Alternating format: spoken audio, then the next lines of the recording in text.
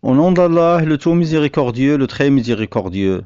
Louange à Allah et que la prière et le salut soient sur le messager d'Allah, sur sa famille, ses compagnons et ses suiveurs avec bienfaisance, jusqu'au jour du jugement dernier.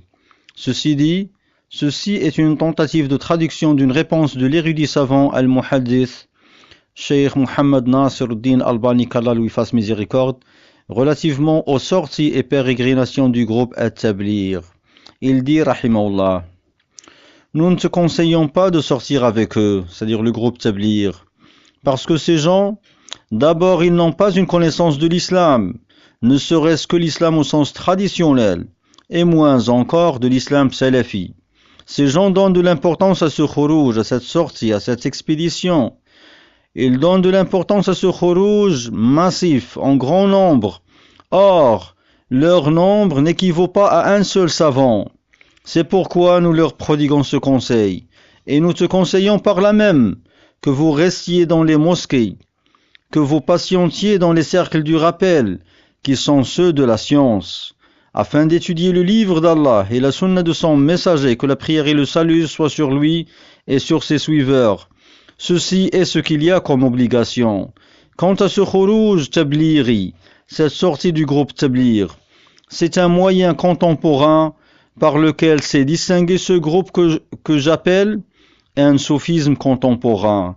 C'est-à-dire que c'est un groupe qui a hérité de certains sectes soufis, mais ils ont essayé de différencier la leur, c'est-à-dire leur secte, de différencier la leur dans certaines apparences et formes par rapport aux sectes soufis précédentes, à savoir par cette organisation qu'ils nomment Khurouj fi sabilillah, sortie dans le sentier d'Allah.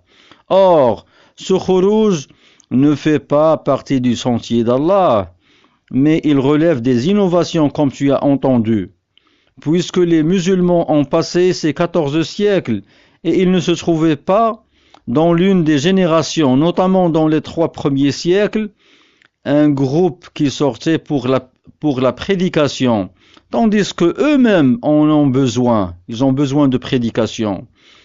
C'est plutôt que le prophète, que la prière et le salut soient sur lui, envoyait celui qui était un savant parmi les compagnons, tel que Mu'adh ibn Jabal, Ali ibn Abi Talib, Abi Moussa al-Ash'ari, Dihya al-Kalbi et leurs semblables. Il envoyait les savants pour prêcher les musulmans.